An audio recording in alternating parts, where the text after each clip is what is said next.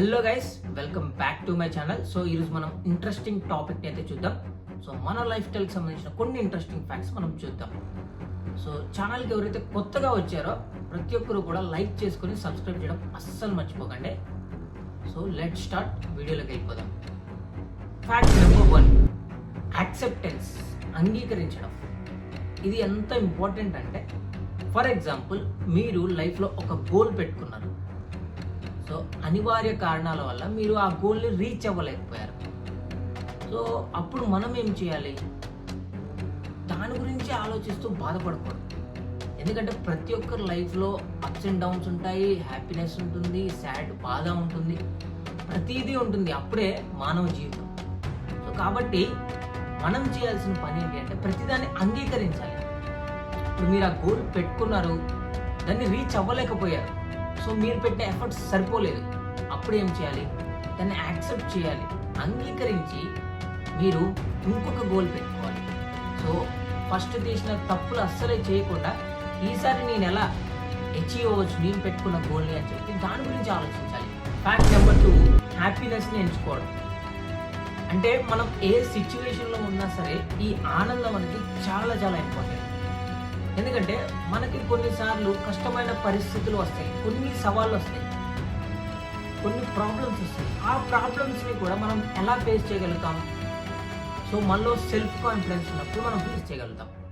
ఆ self confidence ఎలా build చేసుకోవచ్చు, మనం ఎలా అభివృద్ధి చేసుకోవచ్చు అంటే, మనం ఆనందాన్ని కోరుకోవడం ద్వారా.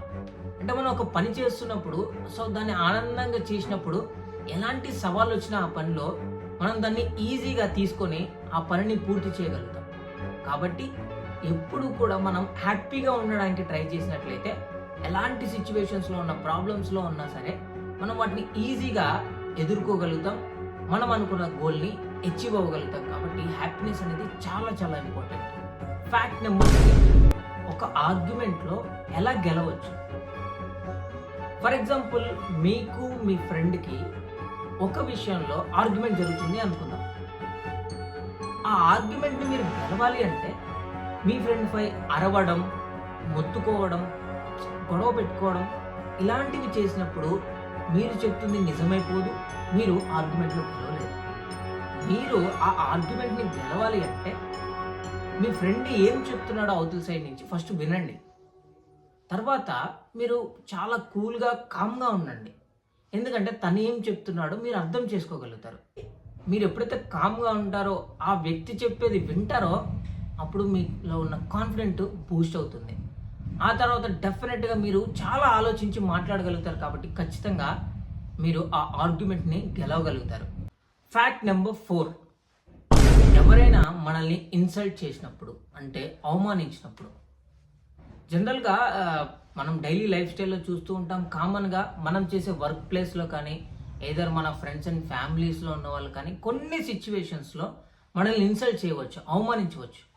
అప్పుడు మనం వాళ్ళేదో మనల్ని అవమానించారని చెప్పేసి దాని గురించి ఆలోచించుకుంటూ ఉండకూడదు. ఎందుకంటే అలా ఆలోచించడం వల్ల మన సెల్ఫ్ కాన్ఫిడెన్స్ అంతా కూడా పడిపోతుంది. అంటే మనం ఏమీ ఆలోచించలేం, వాళ్ళు మనల్ని ఎందుకు అలా అన్నారు అని చెప్పేసి మనం బాధపడుతూ ఉంటాం. అలా బాధపడటం వల్ల మన కాన్ఫిడెన్స్ బూస్ట్ అవ్వదు. కాబట్టి మీరు కొంచెం సేపు, ఎవరైనా మిమ్మల్ని ఆ సిచ్యువేషన్లో అవమానించారు ఒక సిచ్యువేషన్లో, అప్పుడు కొంచెంసేపు పాస్ అవ్వండి, ఆగండి, ఆలోచించండి. ఎందుకు ఇలా అన్నాడు, ఎందుకు ఇలా అనాల్సి వచ్చింది, నా సైడ్ నుంచి ఏమన్నా తప్పు ఉందా, లేదా తను ఏమైనా మిస్టేక్లో అన్నాడా, ఎందుకు ఇలా అనాల్సి వచ్చింది అని చెప్పేసి కొంచెం సేపు ఆగి ఆలోచించండి. కొంచెం సేపు ఆగండి. సో మీ ప్రాబ్లమ్ని క్లియర్ చేసుకోండి, కానీ దాని గురించి ఆలోచించుకుంటూ ఉండకండి. ఫ్యాక్ట్ నెంబర్ 5, నెగిటివిటీ థింకింగ్, తప్పుగా ఆలోచించడం. ఫర్ ఎగ్జాంపుల్, మనం వర్క్ చేసే ప్లేస్లో మన బాస్, ఏదైనా మన లీడరే, మనం ఏదైనా ఒక మంచి పని చేసినప్పుడు, ఆ డే మనం పాజిటివ్ వర్క్ చేసాం, సో దానివల్ల తను మనల్ని మెచ్చుకుంటాడు. కానీ అదే బాస్ నెక్స్ట్ డే మనం ఏదైనా తప్పు చేసినప్పుడు వెంటనే మనల్ని తిడతాడు, ఇన్సల్ట్ చేస్తాడు, అవమానిస్తాడు.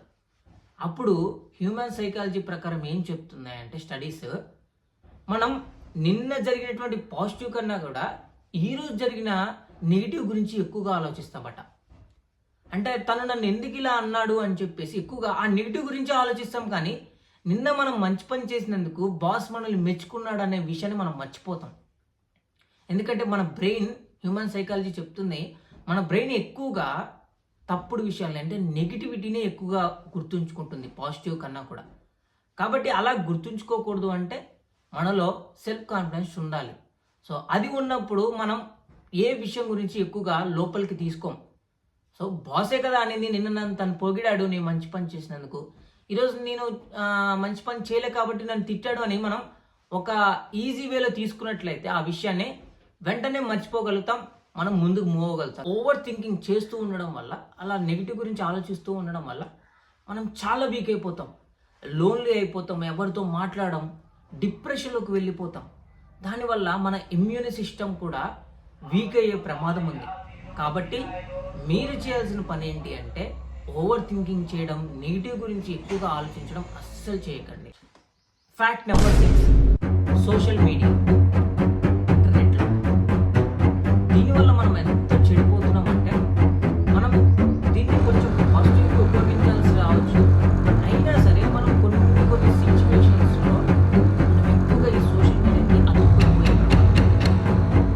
కొన్ని సైకాలజీ ఫ్యాక్ట్స్ ఏం చెప్తున్నాయి, మనం ఎక్కువగా సోషల్ మీడియాని యూజ్ చేయడం వల్ల డే టు డే లైఫ్లో మన యొక్క స్లీపింగ్ క్వాలిటీ పూర్తిగా తగ్గిపోతుంది. మనం పడుకోకపోతే ఎలాంటి ప్రమాదాలు ఉన్నాయో తెలుసు. దీనివల్ల మనకి హెల్త్ ఇష్యూస్ వస్తాయి, మళ్ళీ ఇంకా డార్క్నెస్ వస్తుంది, ఇంకా వేరే వేరే ప్రాబ్లమ్స్ మనం పడిపోయే అవకాశం ఉంది. సో సైకాలజీ ఏంటంటే మనం ఎక్కువగా సోషల్ మీడియా యూజ్ చేయడం వల్ల స్లీపింగ్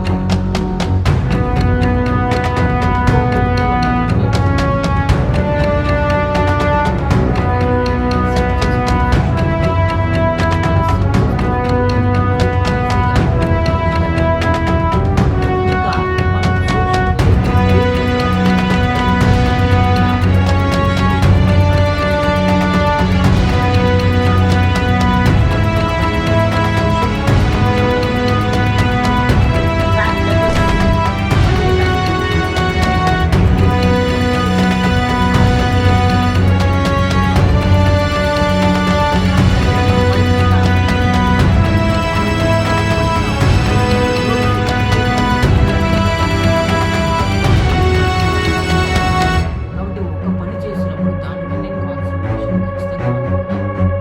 అలా ఉన్నప్పుడు మనం ఆ వర్క్ కావాల్సినటువంటి ఐడియాస్ కానీ థాట్స్ కానీ మనకు ఈజీగా వస్తాయి. ఆ వర్క్ని చాలా ఈజీగా కంప్లీట్ చేయగలుగుతాం అవతల వాళ్ళ హెల్ప్ తీసుకొని. కాన్ఫిడెన్స్ ఎప్పుడు మనం confident గా ఉన్నాం. మనం message చేయగలం.